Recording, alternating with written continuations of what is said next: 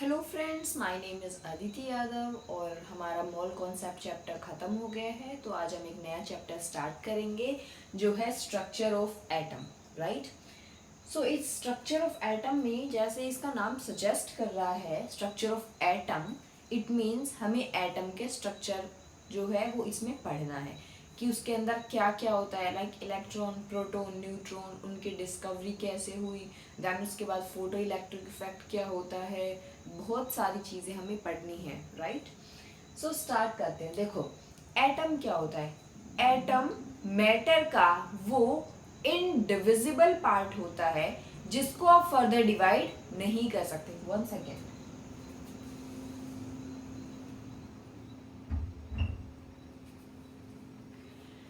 Matter, sorry, atom matter का वो indivisible part होता है जिसको आप फर्दर डिवाइड नहीं कर सकते। लाइक मैटर इज समथिंग जो स्पेस ऑक्यूपाई करे, जिसमें कुछ मास हो, वॉल्यूम हो कुछ। राइट। देखो, जैसे कि ये मार्कर है, ठीक है। अब इस मार्कर का मैं इतना छोटा छोटा छोटा छोटा इसको इतना बारीक काट दूं, इसका एक छोटा सा फाइनेस्ट पार्ट ले लूं मैं, जिसको मैं फर्दर डिवाइड ना कर पाऊं, that is known as atom. Right. So अब एटम के अंदर मेनली हम क्या पढ़ते हैं। एटम के अंदर मेनली हम पढ़ते हैं इलेक्ट्रॉन, प्रोटॉन, न्यूट्रॉन। लेकिन हमें आज पता है कि वो इलेक्ट्रॉन है, प्रोटॉन है, न्यूट्रॉन है। लेकिन पहले तो नहीं पता था ना इलेक्ट्रॉन, प्रोटॉन, न्यूट्रॉन के बारे में। तो हम पढ़ेंगे कि उनकी डिस्कवरी कैसे हुई। राइट। इलेक्ट्रॉन, प्रोटॉन और न्यूट्रॉन की डिस्कवरी कैसे हुई। देखो, सबसे पहले हम पढ़ेंगे इलेक्ट्रॉन की डिस्कवरी। इलेक्ट्रॉन की डिस्कवरी को बोला गया कैथोड रेज एक्सपेरिमेंट। देखते हैं इसे कैथोड रेज एक्सपेरिमेंट क्यों बोला गया, कैथोड रेज। देखो, इसका जो ऑपरेटस है वो क्या है। एक बैटरी ली हमने जो 10,000 वोल्ट्स प्रोड्यूस करती है। जो कितना लगाती है, 10,000 वोल्ट्स यहाँ से जनरेट होता है। हाई वोल्टेज जनरेटर है ये, ठीक है। यहाँ नेगेटिव पार्ट से, बैटरी के नेगेटिव टर्मिनल से जुड़ा हुआ एक इलेक्ट्रोड है जो नेगेटिव ही है ऑब्वियसली, तो उसको नाम दिया गया कैथोड। ठीक है। पॉजिटिव, बैटरी के पॉजिटिव टर्मिनल से जुड़ा हुआ एक पॉजिटिव इलेक्ट्रोड है जिसका नाम है एनोड। ठीक है। ये है हमारे पास वैक्यूम पंप। वैक्यूम पंप इसलिए है ताकि वो अल्ट्रा लो प्रेशर क्रिएट कर सके इस डिस्चार्ज ट्यूब के अंदर। ये है हमारी डिस्चार्ज ट्यूब। इस डिस्चार्ज ट्यूब के अंदर है एयर। एयर यानी कि mixture of gases. Right. Air यानी कि mixture of gases at very low pressure. और यहाँ पे एनोड के पीछे हमने एक फ्लोरोसेंस स्क्रीन लगाई है जो बनी है जिंक सल्फाइड की। जब इस पे इलेक्ट्रॉन की जो बीम है, ये रेज की, ये जब जैसे ही स्ट्राइक करेगी इस फ्लोरोसेंस स्क्रीन पे, जिंक सल्फाइड की इस कोटिंग पे, स्क्रीन पे, तब ये ग्लो करेगा। इससे तब पता चलेगा कि यहाँ से कुछ ऐसा आ रहा है जो एनोड की तरफ अट्रैक्ट हो रहा है। राइट। देखो, अब यूज देखो, वैक्यूम पंप का यूज क्या है। वैक्यूम पंप क्यों लिया हमने, यहाँ लिया air at very low pressure. Vacuum pump तो मैंने बताया कि अल्ट्रा लो प्रेशर क्रिएट करने के लिए। लेकिन अल्ट्रा लो प्रेशर क्रिएट करना ही क्यों है हमें, हमें अल्ट्रा लो प्रेशर बच्चे इसीलिए क्रिएट करना है क्योंकि देखो, अगर यहाँ प्रेशर हाई होगा तो जब हमारे यहाँ से वो रेज जाएगी जिन्हें हम इलेक्ट्रॉन बोल रहे हैं, तो वो आपस में इलेक्ट्रॉन्स जो है वो कोलाइड करेंगे, वो टकराएंगे एयर के एटम्स, एयर के पार्टिकल्स, यानी कि एयर के अंदर क्या है, मिक्सचर ऑफ गैसेस। तो गैसेस के एटम्स के साथ वो टकराएंगे, तो वो कभी भी डायरेक्टली तो यहाँ पहुंच नहीं पाएंगे, हमें पता ही नहीं चलेगा कि क्या वहां से निकल रहा है कैथोड से। राइट। सो इसीलिए इस प्रेशर को, एयर के प्रेशर को लो किया गया। लो प्रेशर यानी कि लो मॉलिक्यूल्स, कम एटम्स, ताकि जो यहां से निकलने वाली है बीम है रेज की, ये कोलाइड ना कर पाए फर्दर और किसी एटम के साथ, किसी गैशियस एटम के साथ कोलाइड ना कर पाए, ताकि ये स्ट्रेट चली जाए, ताकि हमें पता चले कि यहाँ से ये जो रेज है उसका चार्ज क्या है, वो कैसे निकल रही है, इन सारी चीजों के बारे में। इलेक्ट्रॉन्स की जो रेज है वो डायरेक्टली निकले। Right. So to prevent the collision. Right. ये है हमारे पास पूरा सेटअप। ओके। अब देखो क्या किया गया यहाँ पे। जैसे इस बैटरी को किया ऑन, ये है 10,000 वोल्ट की बैटरी को ऑन किया गया। यहाँ से नेगेटिव टर्मिनल से निकलेंगे इलेक्ट्रॉन्स। अब ये इलेक्ट्रोड क्या होती है, कैथोड और एनोड। अभी आप मेजरली तो आप पढ़ोगे 12th के फिजिकल केमिस्ट्री के चैप्टर 3 इलेक्ट्रोकेमिस्ट्री में मेनली। अभी जस्ट आप ये जान लो इलेक्ट्रोड होती क्या है। इलेक्ट्रोड एक मेटल की रोड होती है जो इलेक्ट्रिसिटी को कंडक्ट करती है ऑब्वियसली। और हमने बोला इसे कैथोड। कैथोड यानी कि यहाँ से हमारे पास जो है वो निकल रहे हैं इलेक्ट्रॉन्स। इलेक्ट्रोड का मतलब क्या हो गया, इलेक्ट्रोड यानी कि वो मेटल की रोड जिससे इलेक्ट्रॉन्स पास हो जाएं, जो इलेक्ट्रॉन्स को कंडक्ट कर सके, right, that is known as electrode. अब ये नेगेटिव टर्मिनल से जुड़ी है, नेगेटिव चार्ज है, तो हमने इसे बोल दिया कैथोड। जो पॉजिटिव टर्मिनल से जुड़ी है बैटरी के पॉजिटिव से, उस पर पॉजिटिव चार्ज आएगा, उसे हमने बोल दिया एनोड। तो हमारे पास में 2 इलेक्ट्रोड हो गई, कैथोड एंड एनोड। देखो क्या हुआ, जैसे ही बैटरी को किया ऑन, इस पूरे सर्किट में, इस पूरे ऑपरेटर्स में, पूरे सिस्टम में, सेटअप में जो है वो इलेक्ट्रॉन्स फ्लो होंगे, ठीक है। नेगेटिव से इलेक्ट्रॉन्स निकले, इलेक्ट्रॉन्स पहुंचे कैथोड पे, वहां से भी इलेक्ट्रॉन्स। अभी तो हमें पता है कि वो इलेक्ट्रॉन्स है, लेकिन जब इसकी डिस्कवरी नहीं हुई थी तो क्या देखा गया कि कुछ ऐसा है, ए बीम ऑफ रेज है जो कैथोड से निकल रही है और एनोड की तरफ आ रही है। अब कैथोड पे कैसा चार्ज है, नेगेटिव, एनोड पे कैसा चार्ज है, पॉजिटिव। कोई चीज दूसरी चार्ज की तरफ तभी आएगी ना जब उसमें अट्रैक्शन होगा। हमेशा हम कहते हैं कि जो लाइक पोल्स होते हैं वो हमेशा रिपेल करते हैं और अनलाइक पोल्स हमेशा अट्रैक्ट करते हैं। इट मींस नेगेटिव चार्ज, ये जो रेज निकल रही हैं, बीम ऑफ रेज ये जो आ रही हैं कैथोड से, इट मींस ये कंक्लूड किया गया कि ये नेगेटिवली चार्ज है, तभी तो ये पॉजिटिव एनोड पे आ रही है। और पॉजिटिव एनोड पे भी कैसे देखा गया, पॉजिटिव साइड आ रही है, क्योंकि ये जिंक सल्फाइड की स्क्रीन, जैसे ही इस पे रेज आएगी जिंक सल्फाइड की फ्लोरोसेंस स्क्रीन पे, तो ये स्क्रीन जो है वो ग्लो करना स्टार्ट कर देगी, चमकना स्टार्ट कर देगी, राइट। तो देखो यहाँ पे क्या किया गया और इसके कैरेक्टरिस्टिक्स क्या हैं कि इलेक्ट्रिक फील्ड अप्लाइड, यहाँ पे इलेक्ट्रिक फील्ड को अप्लाई किया गया। एक पॉजिटिव प्लेट लगा दी, एक नेगेटिव प्लेट लगा दी। अब ये नेगेटिवली चार्ज्ड है, ऑब्वियसली कैथोड रेज जो है वो कैथोड से निकल रही है, नेगेटिव चार्ज है, तो ये देखा गया कि वो पॉजिटिव इलेक्ट्रोड की तरफ जा रही हैं। और इससे कंफर्म हो गया जब वो पॉजिटिव इलेक्ट्रोड की तरफ जा रही, पॉजिटिव इलेक्ट्रिक फील्ड जब अप्लाई किया गया तो ये पॉजिटिव इलेक्ट्रिक फील्ड की तरफ डेविएट हो रही हैं। तो यहाँ से कंफर्म हुआ कि इसके पास कुछ ना कुछ तो नेगेटिव चार्ज है ऑब्वियसली, तभी ये पॉजिटिव की तरफ अट्रैक्ट हो रही हैं। देन मैग्नेटिक फील्ड अप्लाई किया गया, सेम डिफ्लेक्शन वहां भी ऑब्जर्व किया गया। देन इसके बीच में ये जो रेज हैं यहाँ पे एक स्पिन व्हील रखा गया, वो व्हील जो रोटेट कर सकता है, एक स्पिन व्हील रखा गया। और देखा गया कि ये स्पिन व्हील अब अपने आप किसी वैक्यूमाइज्ड चीज में रखोगे तो ऑब्वियसली वो मूव नहीं करेगा, वो रोटेट नहीं करेगा। तो देखा गया कि इसने रोटेट करना स्टार्ट कर दिया, ये जो व्हील है इसने रोटेट करना स्टार्ट कर दिया। और बच्चे ये रोटेट तो तभी करेगा जब इन बीम ऑफ रेज के पास कुछ ना कुछ एनर्जी होगी। एनर्जी होगी मीन्स कुछ ना कुछ मास होगा, और मास होगा इट मीन्स ये शो करता है कि इनके पास पार्टिकल नेचर है, राइट। अब क्या हुआ, एक तो इसने रोटेट करना स्टार्ट किया व्हील ने, तो पता चला हमें कि यहाँ कुछ ना कुछ एनर्जी है, इन बीम ऑफ रेज के पास कुछ ना कुछ एनर्जी है। सिमिलरली ये जो व्हील है इसका एक शेडो बनी, इसकी एक शेडो बनी, इस व्हील की एक शेडो बनी। शेडो बनी इट मीन्स किसी चीज की परफेक्ट शेडो तो तभी बनेगी जब वो beam of rays straight line में, लीनियर मोशन में, यानी कि स्ट्रेट लाइन में ट्रेवल करेंगी। तो यहां से पता चला कि इलेक्ट्रिक फील्ड अप्लाई किया गया तो पॉजिटिव की तरफ डेविएट हो गई ये रेज, पता चला कि ठीक है नेगेटिव चार्ज है। मैग्नेटिक फील्ड अप्लाई किया गया, सेम डिफ्लेक्शन वहां भी ऑब्जर्व किया गया।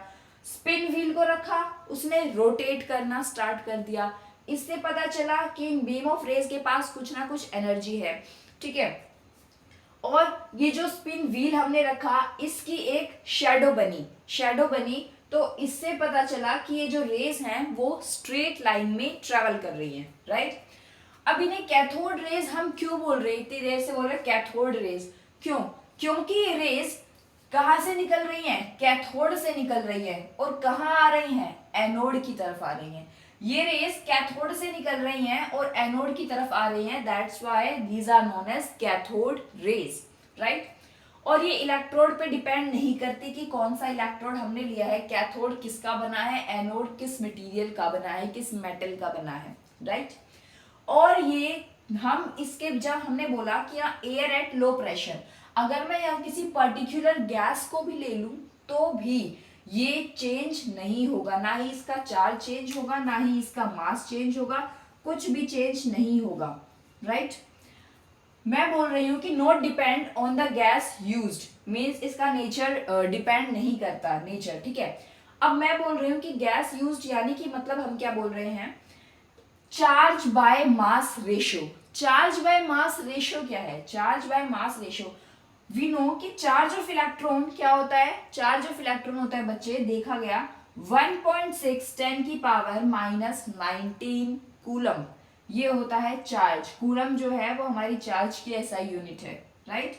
और मास ऑफ इलेक्ट्रॉन मेजर किया गया 9.1 10 की पावर -28 ग्राम एंड 9.1 10 की पावर -31 किलोग्राम, राइट।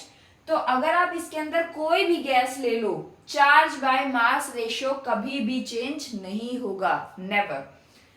पहले जब इसका पता नहीं था, इसको जब तक इलेक्ट्रॉन नाम, इसका नामकरण जब तक इलेक्ट्रॉन नहीं हुआ था, यानी इसको इलेक्ट्रॉन नाम नहीं दिया गया था, तब तक इसे बोला गया मैग्नेट्रॉन्स। इलेक्ट्रॉन्स को तब तक बोला गया मैग्नेट्रॉन्स।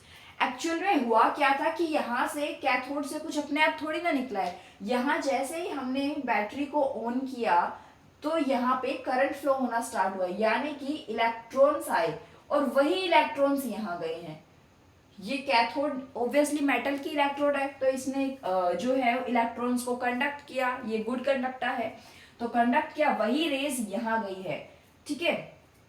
So this is all about the electron की डिस्कवरी। हाँ, इलेक्ट्रॉन की डिस्कवरी की किसने थी, ये की थी जे थॉमसन ने, राइट। ये आपका कंप्लीट हो गया है हमारा इलेक्ट्रॉन की डिस्कवरी। अभी हम करेंगे प्रोटॉन कैसे डिस्कवर हुआ।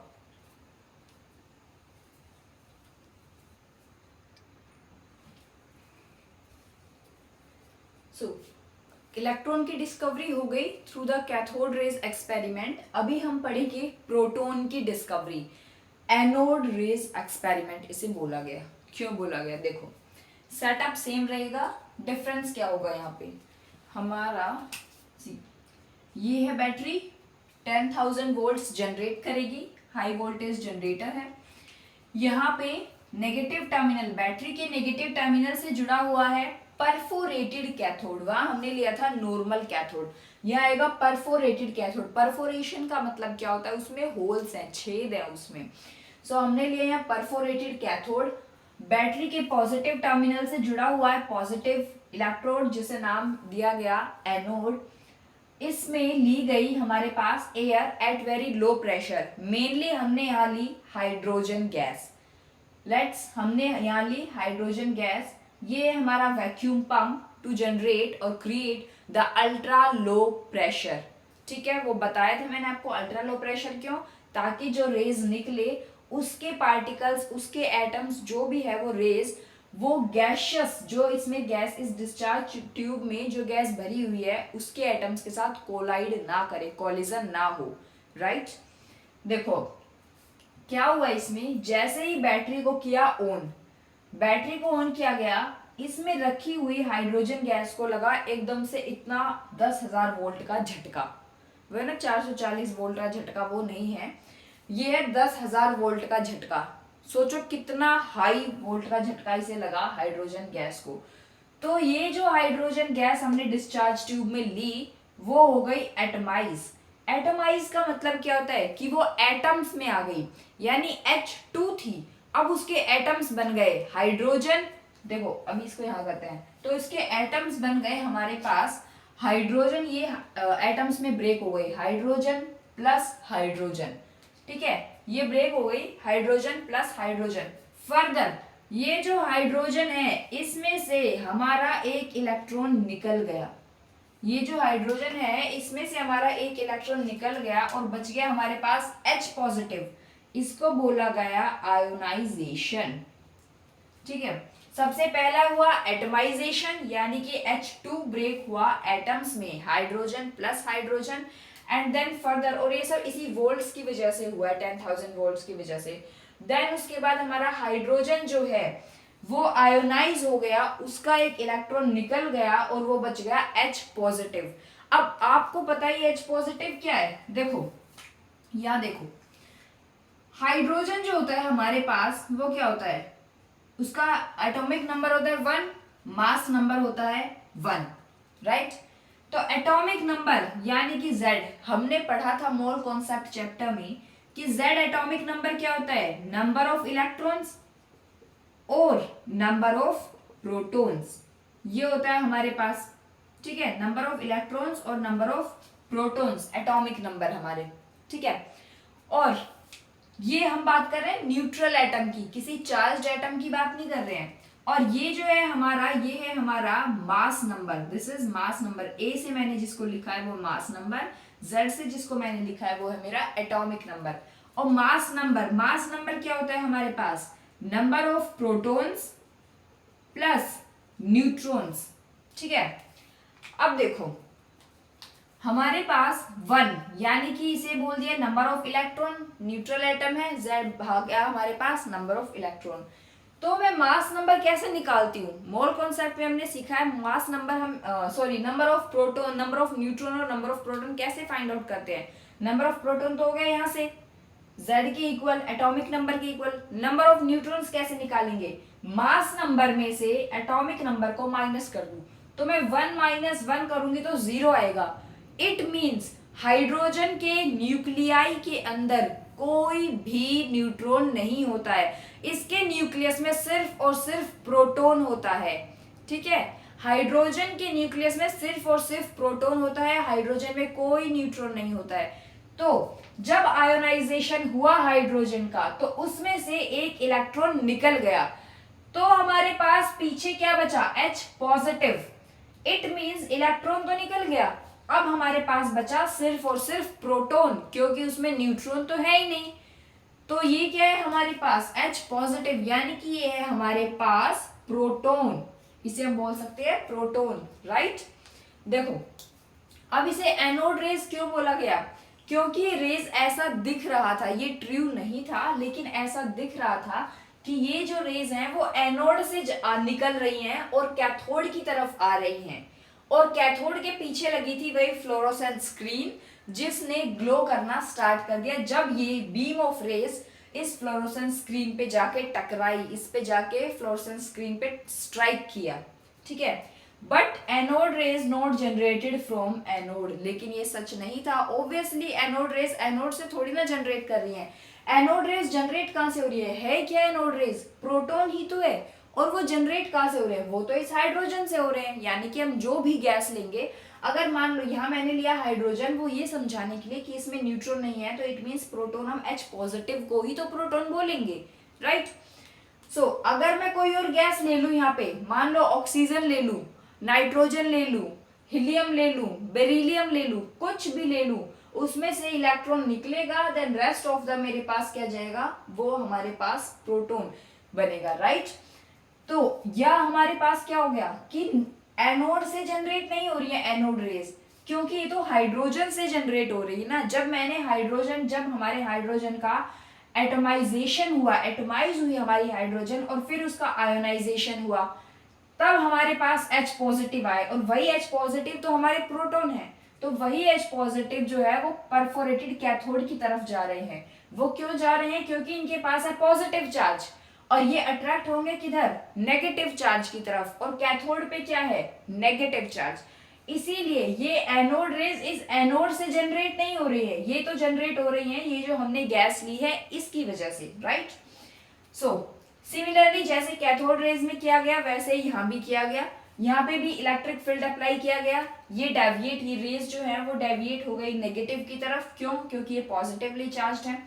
मैग्नेटिक फील्ड अप्लाई किया गया, सेम डेविएशन यहाँ भी देखा गया, ऑब्जर्व किया गया। देन स्पिन व्हील रखा गया जैसे कैथोड रेज में रखा था, उसने भी रोटेट करना स्टार्ट कर दिया। इट मीन्स इसके पास कुछ ना कुछ एनर्जी है, मास है, पार्टिकल नेचर है। फिर उस स्पिन व्हील की या फिर कोई और ऑब्जेक्ट रखा, वहां पे इसके डिस्चार्ज ट्यूब के अंदर उसकी बनी शेडो बनी। इट मीन्स ये कंक्लूड किया गया कि जो ये एनोड रेज हैं वो ट्रेवल करती हैं in a straight line like the cathode rays. ठीक है, अब देखो हमने जो कैथोड रेज है उसमें पढ़ा था कि जो कैथोड रेज होती है वो डिपेंड नहीं करती है, उनका nature of cathode rays do not depend on the gas used, right. क्यों? क्योंकि कैथोड रेज हमारी निकल कहां से रही थी? कैथोड रेज हमारी क्या होता है, जैसे हमने बैटरी को ऑन किया था यहां से इलेक्ट्रॉन्स फ्लो होना स्टार्ट हुए थे, चार्ज गया था, तो वही इलेक्ट्रॉन्स यहां से निकले थे, कैथोड ने कंडक्ट किया क्योंकि कैथोड एक मेटल की इलेक्ट्रोड है, तो उसने कंडक्ट किया तो वही यहां से निकले। अब आप इसमें गैस चाहे हाइड्रोजन, हीलियम, लिथियम, बेरिलियम कुछ भी लो, इलेक्ट्रॉन्स तो बैटरी से निकल रहे हैं ना, उस गैस से थोड़ी ना निकल रहे हैं। तो इसीलिए हमने बोला कि जो नेचर ऑफ कैथोड रेज है वो डिपेंड नहीं कर रहा कि हमने इसके अंदर कौन सी गैस ली, लेकिन nature of anode rays depend करेगा कि हमने इसके अंदर कौन सी गैस ली, क्योंकि एनोड रेज एनोड से या फिर बैटरी से नहीं निकल रही है। एनोड रेज का मतलब ही ये है कि जो हमने इसके अंदर गैस ली, फॉर एग्जाम्पल यहां मैंने हाइड्रोजन लिया, उसका एटमाइजेशन हुआ और उसका आयोनाइजेशन हुआ, यानी उसमें से इलेक्ट्रॉन बाहर गया, तो वो जो रेज बचेंगी, अब अगर मैंने यहाँ ऑक्सीजन ले ली, उनमें से उनका एटमाइजेशन हुआ, O2 ली मैंने, उसका हुआ एटमाइजेशन यानी कि O plus O, right. Oxygen का एक एटम और दो ऑक्सीजन के एटम हो गए। अब ऑक्सीजन की एटम में से इलेक्ट्रॉन निकल जाएगा और जब हमारे पास पॉजिटिव बचेगा, वो पॉजिटिव बचेगा, तो वो जो पॉजिटिव होगा वही तो रेज की फॉर्म में, वो इतने सारे, एक तो नहीं होगा क्योंकि गैस में सिर्फ एक एटम तो नहीं है, बहुत सारे हैं, तो वो बहुत सारे इकट्ठे होके हमारे पास कैथोड की तरफ मूव करना स्टार्ट करेंगे। ठीक है, तो इसीलिए nature of anode rays depend करता है गैस यूज, क्योंकि हर गैस का अपना एक मास होता है। हाइड्रोजन गैस का मास अलग है, ऑक्सीजन गैस का मास अलग है, नाइट्रोजन एटम का मास अलग है, हीलियम का अलग है, बेरिलियम का अलग है, आप कुछ भी ले लो, सबका मास अलग होता है। तो नेचर का मतलब ही क्या है? नेचर का मतलब है charge by mass ratio. Nature का मतलब ही है हमारा चार्ज बाय मास का रेशो। अब वो रेशो तो वेरी करेगा, ठीक है, चार्ज सेम है, ओके, चार्ज सेम है, लेकिन मास हाइड्रोजन का मास अलग है, ऑक्सीजन का अलग है, नाइट्रोजन का अलग है, यानी कि आप कोई भी गैस ले लो, सबका मास, सारी गैसेस का मास अलग होता है। तो it means we can say कि nature of anode rays depend करेंगी गैस यूज्ड पे, लेकिन nature of cathode rays depend नहीं करेंगी, क्योंकि यहाँ से इलेक्ट्रॉन्स निकल रहे थे, वही इलेक्ट्रॉन्स यहाँ फ्लो गए, जो इसमें गैस भरी हुई थी उसका तो कोई लेना देना था ही नहीं, राइट। देखो चार्ज ऑफ प्रोटॉन क्या होता है, 1.6 10 की पावर माइनस 19 कूलम। इलेक्ट्रॉन का चार्ज भी सेम होता है, बस वहां पे नेगेटिव चार्ज होता है, राइट। मास ऑफ प्रोटॉन क्या होता है? मास ऑफ प्रोटॉन होता है 1.66 10 की पावर माइनस 27 किलोग्राम। जब हम इसे ग्राम में कन्वर्ट करेंगे इट विल बिकम 1.66 10 की पावर माइनस 24 ग्राम। आई होप ये आपको अच्छे से क्लियर हो गया होगा। दैट्स ऑल अबाउट प्रोटॉन की डिस्कवरी, और ये हो गया हमारा एनोड रेस एक्सपेरिमेंट। अभी हम करेंगे न्यूट्रॉन कैसे डिस्कवर हुआ था।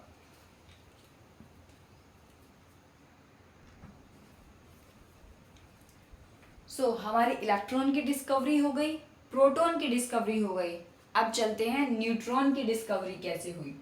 देखो न्यूट्रॉन की डिस्कवरी में क्या किया गया, एक सोर्स लिया गया अल्फा पार्टिकल का। तो पहले समझ लेते हैं कि अल्फा पार्टिकल होता क्या है। अल्फा पार्टिकल, अल्फा को डिनोट करते हैं ऐसे, अल्फा पार्टिकल होता है डबली आयोनाइज्ड आयन, डबली आयोनाइज्ड हीलियम। अब इसका मतलब क्या हुआ, हीलियम हमें पता है, दिस इज हीलियम, जिसका जो मास है वो है 4, एटॉमिक नंबर है 2। इस हीलियम में से मैं निकाल दूं एक इलेक्ट्रॉन, इस हीलियम में से अगर एक इलेक्ट्रॉन निकल जाए, एक बार इसका आयोनाइजेशन हो जाए तो बन जाएगा हीलियम प्लस। अगर इस हीलियम में से एक और इलेक्ट्रॉन को निकाल दिया जाए तो इसके पास दो ही तो इलेक्ट्रॉन है, अगर इसके एक और इलेक्ट्रॉन को निकाल दिया जाए तो ये बन जाएगा हीलियम प्लस 2, यानी कि इसके दोनों इलेक्ट्रॉन निकल गए। तो जब हीलियम के दोनों इलेक्ट्रॉन निकाल दिए जाएं, यानी कि जब ये डबली 2 बार इसे आयोनाइज्ड किया जाए, तो इसे हम बोलते हैं alpha particle. This is known as alpha particle. Alpha particle कुछ नहीं है, सिर्फ डबली आयोनाइज्ड हीलियम है। This is known as alpha particle. तो इस एक्सपेरिमेंट में क्या किया गया, एक अल्फा पार्टिकल का सोर्स लिया गया। ये जो है एक अल्फा पार्टिकल का सोर्स है, ठीक है। अब ये है हमारे पास बेरिलियम मेटल की शीट, ये है हमारे पास किसकी, बेरिलियम की शीट। और ये जो है हमारे पास, ये शीट है हमारे पास पैराफिन वैक्स, ये है पैराफिन वैक्स। अब अल्फा पार्टिकल के सोर्स से क्या किया गया, अल्फा पार्टिकल्स को बम्बार्ड कराया गया। जैसे मशीन गन होती है ना, ऐसे द ऐसे ऐसे चलती है, ऐसे नहीं कि वो एक बार डिशक्यों वाली, कुछ नहीं, वो ऐसे चलती रहती है। This is known as bombardment. तो सोर्स ऑफ अल्फा पार्टिकल, यानी कि अल्फा पार्टिकल को इस बेरिलियम की शीट पे क्या कराया गया, बम्बार्ड कराया गया, बहुत स्पीड से एकदम से बम्बार्डमेंट किया गया। तो इस बेरिलियम की शीट से, यानी कि बेरिलियम से क्या निकले हमारे पास, न्यूट्रॉन, मतलब कुछ निकला। जब नहीं पता था कि कुछ न्यूट्रॉन है, कुछ निकला। देन उसके आगे रखी गई पैराफिन वैक्स। तो पैराफिन वैक्स होती क्या है, ये एक हैवी हाइड्रोकार्बन होती है। हाइड्रोकार्बन यानी कि सिर्फ हाइड्रोजन और कार्बन। तो ये एक हैवी हाइड्रोकार्बन होती है जिसमें से सिर्फ और सिर्फ प्रोटॉन पास कर सकता है। मतलब इसमें से सिंपल सी बात है, इसमें से न्यूट्रॉन पास नहीं कर सकता। अगर मैं न्यूक्लियाई की बात करूं किसी भी एटम के, तो उसमें प्रोटॉन और न्यूट्रॉन होता है। तो इस पैराफिन वैक्स से प्रोटॉन पास कर सकता है, लेकिन इससे न्यूट्रॉन पास आउट नहीं कर सकता। तो इसीलिए जब यहाँ बम्बार्डमेंट हुआ तो यहाँ से निकले पार्टिकल्स, यानी प्रोटॉन और न्यूट्रॉन, और फिर ये पैराफिन वैक्स रखी गई। तो पैराफिन वैक्स से प्रोटॉन तो आगे पास आउट कर गए, लेकिन न्यूट्रॉन्स पास नहीं कर पाए। तो न्यूट्रॉन्स यहाँ स्टक कर गए, ठीक है। सो यहाँ से हमें पता चला न्यूट्रॉन के बारे में। लेकिन क्या हुआ यहाँ पे, देखो बेरिलियम की शीट, बेरिलियम का जो मास होता है, एटॉमिक मास, वो होता है 9, एटॉमिक नंबर होता है बेरिलियम का 4। बम्बार्ड किससे कराया गया, हीलियम। और हीलियम क्या है हमारा, हीलियम है हमारा alpha particle. This is our alpha particle, ठीक है। देन हमारे पास क्या बना, कार्बन प्लस कुछ निकला, हमें नहीं पता था कि क्या निकला, कुछ निकला। देखो अब कैसे पता चला, इन दोनों का मास और चार्ज सेम होना चाहिए। जब हम दोनों को करा रहे हैं, अल्फा पार्टिकल और बेरिलियम को, तो मास और चार्ज सेम होना चाहिए। देखो बेरिलियम का एटॉमिक नंबर क्या है हमारे पास, नंबर 4, यहाँ पे हीलियम का 2, तो 4 + 2 6, ठीक है 6 आ रहा है, मतलब कि कोई चार्ज नहीं है। देन एक्स्ट्रा चार्ज बाहर नहीं निकला, इसका मतलब मास 9 + 4 13, और यहाँ पे कितना है 12। इट मीन्स कुछ ऐसा निकला जिसके ऊपर चार्ज तो नहीं है, लेकिन मास है उसका 1। जिसके ऊपर चार्ज तो नहीं है, लेकिन उसके ऊपर मास है, यहां से 1 आया, ठीक है, लेकिन उसके ऊपर मास है। तो हम कह सकते हैं कि जब इसके ऊपर और एक्सपेरिमेंट किया गया देखने के लिए कि सच में न्यूट्रल है या नहीं है, चार्ज देखने के लिए, तो इलेक्ट्रिक फील्ड जैसे हमने कैथोड रेज एनोड रेज में किया था, सिमिलरली यहाँ इलेक्ट्रिक फील्ड और मैग्नेटिक फील्ड अप्लाई किया गया, लेकिन इसमें कोई डिफ्लेक्शन नहीं हुआ। ना ये पॉजिटिव प्लेट की तरफ गया, ना ये नेगेटिव प्लेट की तरफ गया। इट मीन्स कोई डिफ्लेक्शन हुआ ही नहीं। इसका मतलब इसके ऊपर कोई चार्ज नहीं है, ये न्यूट्रल है। ना इसके ऊपर पॉजिटिव चार्ज है, ना ही इसके ऊपर नेगेटिव चार्ज है, ये न्यूट्रल है।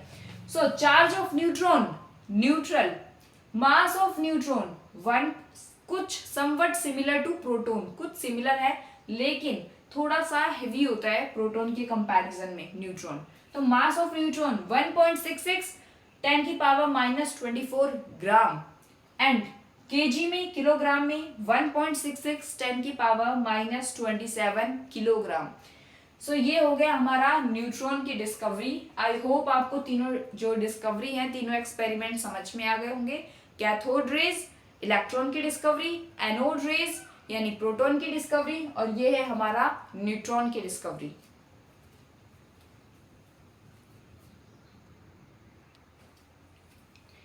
सो ये है हमारा फाइनल कंक्लूजन। देखो क्या है हमारा फाइनल कंक्लूजन, ये है इलेक्ट्रॉन, प्रोटॉन और न्यूट्रॉन। देखो electron negatively charge, proton positively charge, neutron पे कोई चार्ज नहीं, neutral. Electron deflected by electric field and magnetic field, किस डायरेक्शन में डिफ्लेक्शन होगा इलेक्ट्रिक फील्ड मैग्नेटिक फील्ड से इलेक्ट्रॉन का, पॉजिटिव डायरेक्शन में। Proton deflected by electric and magnetic field, किस डायरेक्शन में डिफ्लेक्शन होगा प्रोटॉन का, टुवर्ड्स नेगेटिव इलेक्ट्रोड। न्यूट्रॉन कोई डिफ्लेक्शन नहीं क्योंकि कोई चार्ज नहीं है न्यूट्रॉन पे। इलेक्ट्रॉन कैथोड रेज, यानी कि ये हमारे पास क्या था, कैथोड रेज एक्सपेरिमेंट हमने पढ़ा, कहां से निकल रहे थे, कह रहे हैं कैथोड रेज। एक्चुअल में वो कैथोड रेज जो थे वो क्या थे, इलेक्ट्रॉन थे जो बैटरी ऑन की तो बैटरी में से फ्लो कर गए और जो नेगेटिव इलेक्ट्रोड था कैथोड उसकी तरफ से मूव कर गए, राइट। नेक्स्ट प्रोटॉन, क्या है हमारे पास, एनोड रेज। एक्चुअल में क्या थी वो एनोड रेज, जो हमने गैस ली थी उस डिस्चार्ज ट्यूब के अंदर, जब उसका एटमाइजेशन हुआ यानी कि वो एटम में कन्वर्ट हुई, देन उसका आयोनाइजेशन हुआ, तब उसके बाद हमारे पास जो है वो एनोड, जो बीम ऑफ रेज आई उसे हमने बोल दिया एनोड रेज। और इट सीम्स, ऐसा लग रहा था कि वो एनोड से जनरेट हो रही है, बट ऐसा नहीं था कि वो एनोड से नहीं जनरेट हो रही थी, वो उस डिस्चार्ज ट्यूब में ली गई जो गैस थी उनका आयोनाइजेशन हो रहा था, उनसे निकल रही थी वो रेज, राइट।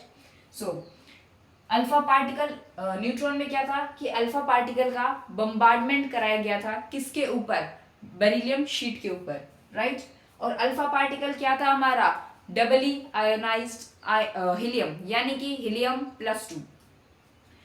इलेक्ट्रॉन, जो हमारी कैथोड रेज थी वो डिपेंड नहीं कर रही थी nature of the gas used, कि उसके बीच में कौन सी गैस ली गई है उस डिस्चार्ज ट्यूब में। क्यों, क्योंकि हमारे जो इलेक्ट्रॉन्स हैं वो तो हमारी बैटरी से निकल रहे थे ना, वो तो हमारी बैटरी से निकल रहे थे, गैस से तो कोई लेना देना था ही नहीं। लेकिन प्रोटॉन में डिपेंड करता है nature of the gas used, क्योंकि एनोड रेज थी क्या, वही जो गैस हमने ली उसका आयोनाइजेशन हुआ, यानी कि आप जो भी गैस लोगे उसका आयोनाइजेशन होगा तो उसका मास डिफर करेगा, हर गैस का अपना एक अलग मास होता है, right. So charge of electron 1 -1.6 10 की power -19 coulomb. Mass of electron 9.1 10 की पावर -31 kg एंड 9.1 10 की पावर -28 ग्राम। मास ऑफ हमारा ये चार्ज ऑफ प्रोटॉन 1.6 10 की पावर -19 कूलम। डिफरेंस, इलेक्ट्रॉन में नेगेटिव चार्ज, प्रोटॉन में positive charge. Mass of proton 1.66 10 की power -27 kg, या फिर हम बोल सकते हैं 1.66 10 की पावर -24 ग्राम। न्यूट्रॉन में चार्ज, कोई चार्ज नहीं है, न्यूट्रल है। Mass similar to that of the proton, हम बोल देते हैं सिमिलर, लेकिन थोड़ा सा ये हैवियर होता है न्यूट्रॉन एज कंपेयर टू हमारा प्रोटॉन। देखो मास ऑफ प्रोटॉन जो होता है, यानी कि सबसे हैवी हमारे पास क्या हो जाएगा, हमारे पास neutron as compare to proton heavy होता है, तो न्यूट्रॉन और प्रोटॉन को हम बोल देते हैं कि न्यूट्रॉन हैवी होता है, लेकिन हम बिल्कुल इक्वल सा ही मान के चलते हैं। तो हमारा प्रोटॉन जो होता है वो हैवी होता है हमारे इलेक्ट्रॉन से। कितना हैवी होता है, मास ऑफ प्रोटॉन जो होता है वो इक्वल होता है 1837 टाइम्स मास ऑफ इलेक्ट्रॉन के। इतना ज्यादा हैवी होता है हमारा मास ऑफ प्रोटॉन, यानी कि प्रोटॉन इतना हैवी होता है एज कंपेयर टू इलेक्ट्रॉन। सो ये हमने फाइनली कंक्लूड कर लिया कि हमने क्या क्या पढ़ा, main points, right. So I hope ये आप सबको क्लियर हो गया होगा। अभी हम नेक्स्ट जो लेक्चर करेंगे उसमें हम करेंगे मॉडल्स के बारे में, कौन कौन से मॉडल दिए गए, लाइक हमारा थॉमसन मॉडल दिया गया, रदरफोर्ड मॉडल दिया गया, जिसमें बताया गया कि एटम में कैसे पता किया उन्होंने, बम्बार्डमेंट्स कराई, गोल्ड फॉइल ली, काफ़ी सारी चीज़ें हम पढ़ेंगे, राइट। सो आई होप ये लेक्चर आपको बहुत अच्छे से क्लियर हो गया होगा। Till then bye bye, thank you.